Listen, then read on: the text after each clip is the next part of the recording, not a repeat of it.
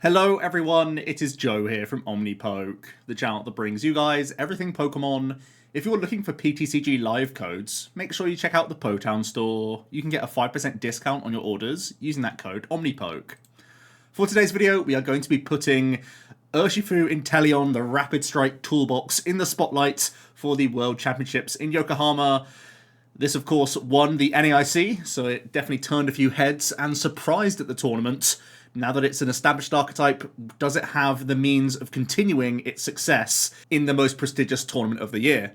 Let's start off with that general strategy, and that is that we are going to be playing around with some damage counters here, thanks to the double gunner ability from Inteleon VMAX. The concept of the deck is to try and get ideally 2 or 3 of these up into play, spending those water energy and putting 2 counters on 2 of your opponent's benched Pokemon in order to set up some math for you to take some easier knockouts. And ideally, we're either using Painful Spoons for mid-turn KOs, or we're setting up until our opponent has 2 counters left from being KO'd, and we can use a Yoga Loop attack in order to take a second turn.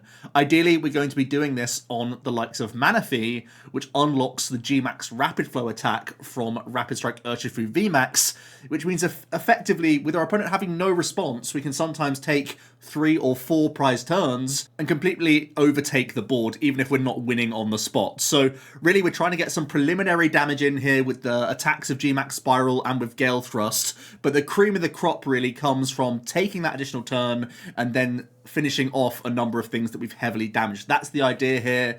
The engine is very much based around the Octillery here with that Rapid Strike Search, helping us get that crucial Rapid Strike energy, which works on all of our Rapid Strike Pokemon, and that Tower of Waters, allowing us to retreat around the board, but also, most importantly, giving us a tutorable bounce to Path to the Peak, so we can continue to use our Double Gunners, continue to use our Painful Spoons from turn to turn. Let's have a look at the skeleton list then, and it's pretty well fleshed out here. 55 cards in total from the skeleton, and this is of course inspired mostly from Cyrus's 60, where it had a really great showing at the Naic.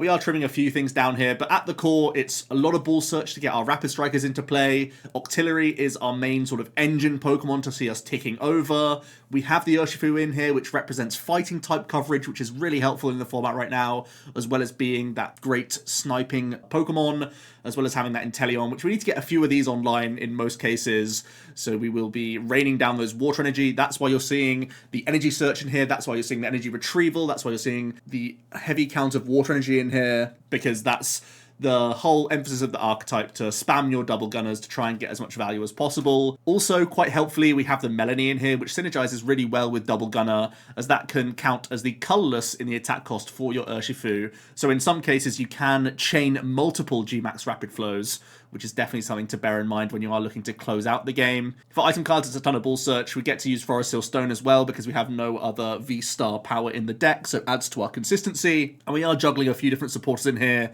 Irida, because we play a lot of water Pokemon, and we want to give ourselves extra access, especially to VIP Pass on that turn 1. Karina's Focus isn't a great supporter, but because it's tutorable via Octillery, can help us out in a pinch and sort of unlock some weaker hands from us here and there. Research and Iono being the sort of bread and butter options in the deck as well. Onto the matchup spread then. It's a really interesting one, as this really seems to be a dodge and weave archetype. Definitely a risk going into day 1 of the World Championships, because there are some pretty high profile, very unfavourable matchups which are less than 40% win rate, and those are Mew and Lugia predominantly, as well as Goodra not being great either. But yeah, those are some fairly popular archetypes going into NAIC. Lugia, I believe, was the 3rd most played deck in day 1, and Mew was in that top 6 as well in terms of play rate, both around that sort of 12 to 8% play rate. So these are certainly archetypes in the game that you could expect to show up on day 1 of the World Championships. You're just hoping that you either run into less than 2 of them if you're in day 1, or you can try and dodge even more and just have a good time farming the other matchups. And in this case, there are plenty of pretty good favourable scalps to be taking here. Having very favourables into Arceus for obvious reasons, your big fighting type coverage and your high hit points on Urshifu is just so powerful against these. So that's a great thing to have in your favour. Yes, Duraludon can block out your Rapid Strike energy, and that's why the percentages are slightly lower, but you can still use your turn attachments of Water plus Melanie to attack with Inteleon VMAX into the Duraludon VMAX, so do bear that in mind. Oftentimes, though, you can end up just winning the game off of dealing with things around the Duraludon, trying to deal with Arceus, using your Echoing Horn effectively as well. These are all things to bear in mind. Naturally, we also prey on the lower hit points of Comphase and Manaphy's in the Lost Zone box matchups. That's why you're seeing the Charizard and the regular Lost Zone box decks be quite favourable matchups for us.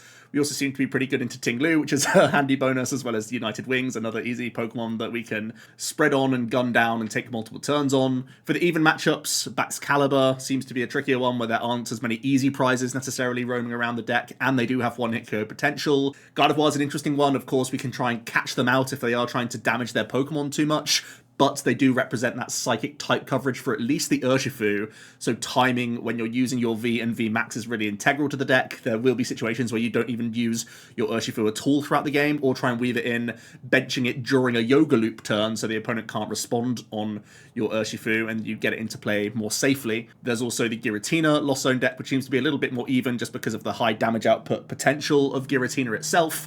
And Miraidon is also a fairly balanced matchup. You both represent decent type coverages against each other, and also the Miraidon just has early tempo against you, and if you don't get off to a hot start, sometimes that tempo completely makes you crumble. Let's have a look at the tech options for the deck then, and like I said, the list was pretty well fleshed out, to be honest with you, so there isn't too much to play with because we are fitting in already 3 Stage 1 Pokemon into the deck list, and we need to have a healthy amount of Ball Search cards to try and facilitate that. But there's a small debate over which supporting Pokemon we could go for here. The Squawkabilly has the upside of being used even when you're going first, so you can go wider on the board. And of course, we have additional search outs for the Squawk inherently, because you are naturally playing a high count of Battle VIP Pass. But the Lumineon has upside for us possibly adding in some additional lower counts of supporters that you can see on the right-hand side of the screen, as well as still being a good Irida searchable card so we can bank it in our hand at different points in the game. And it's just going to help us cherry pick some other supporter cards for the moment that they're useful,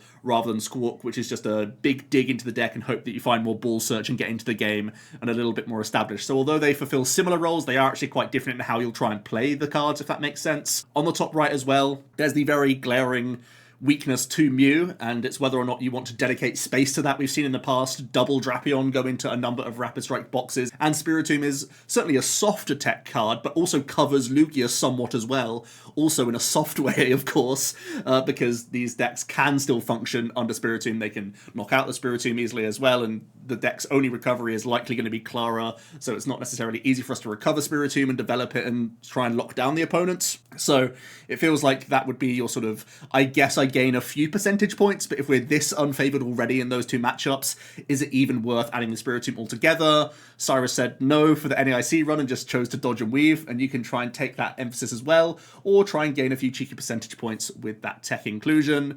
The supporters are really interesting. I do think these sort of one-off supporters are much better if you are playing the fish, just bear that in mind. But Clara gives you some coverage from, Squawk or from research, getting rid of certain pieces, or if the opponent is targeting your Alakazam or targeting one of your other Pokemon and you have prized Urshifus or something like that, having that Clara backup can definitely be helpful. And the immediacy of getting 2 water into the hand is quite valuable as well throughout the game, so that you can make sure you're getting and cashing in on those double gunners. Cheryl is a really interesting one. We do have that high hit points. There are a number of decks in the format that can't reach onto our VMAX Pokemon, which means getting that free turn is absolutely massive. It's saving 1.5 of a prize card, which is really, really solid for your supporter usage. And Boss's Orders isn't necessarily mandatory, but because we have no Gust in the deck whatsoever, certainly against Arceus matchups, it would be really nice to have Boss's Orders just to solidify that matchup possibly at times, so that we can bring things into the active and hit them for weakness, which is something you can't always do with the deck because we just rely on Escape Rope for the most part. Let's have a look at the most successful 60 at the NAIC then, and it's fairly cookie cutter, is going for the Lumineon plus having a couple of those tech supporters that I mentioned, the Clara and the Cheryl, and it's just going a little bit higher on that Forest Seal Stone count really to round out the deck list overall. Nothing too spicy here, nothing too creative, but it's just a tried and trusted build of Rapid Strike. Inteleon, the deck is in general not the most consistent, I want to say, so just keeping it simple is a really good policy because there's so many cool combinations you can make happen just from the combination of cards in front of you that overcomplicating things at this stage might just water down the deck too much. However, I did just want to represent a sort of Squawk-based build as well, where you sort of streamline your supporters a little bit. I'm not playing the Cheryl in this one, because I think you just don't have a reliable way of finding it at the right time.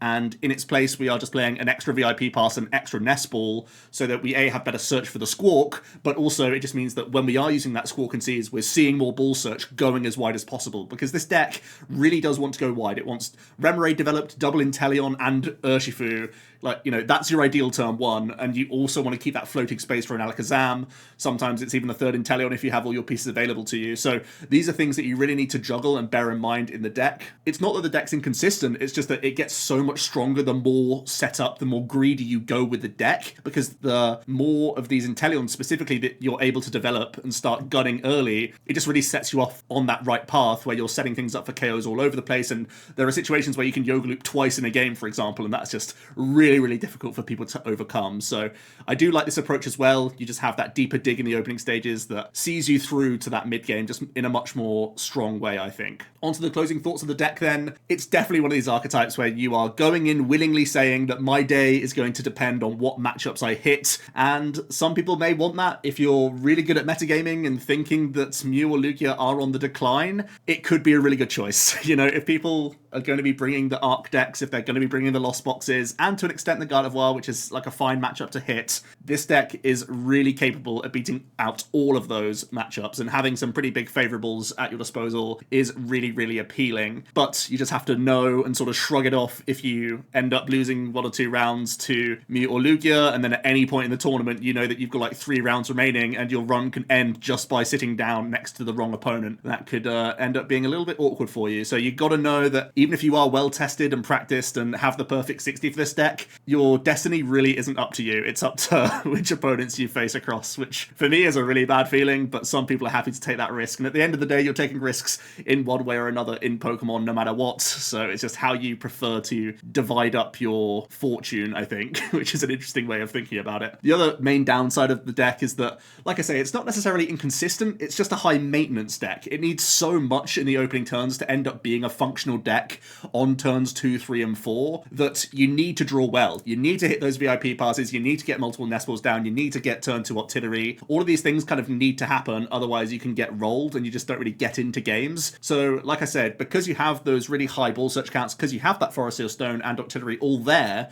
the deck has consistency. It just needs so much every time that you need to have pretty high variance, I think, to do pretty well with Rapid Strike Box going into the World Championships. What I will say, however, is that from my metagaming, from what I've seen so far since the NAIC, I've looked at a lot of the data of the online tournament results since the NAIC, it is noticeable that Lugia and Mew have started to decline in play rates. Now, I do think they're easily still among the top 10 decks in the game. We're going to be doing a spotlight on both of those, and you can keep your eye out for those, obviously. But yeah, they are losing ground. Lugia was the 3rd most popular deck going into the NAIC. I'd be surprised if it still holds in the top 5 of popularity going into World Championships. There are still reasons to like Lugia, of course. It's not like it's fallen off the map, but it certainly seems like this deck may be even better placed going into Worlds than it was for the NAIC, because the main threats that you're expecting are reducing in play rate, at least from the online data. So take that with a pinch of salt. The other thing that I'd like to say for this archetype is that because you can set up these multi-prize turns,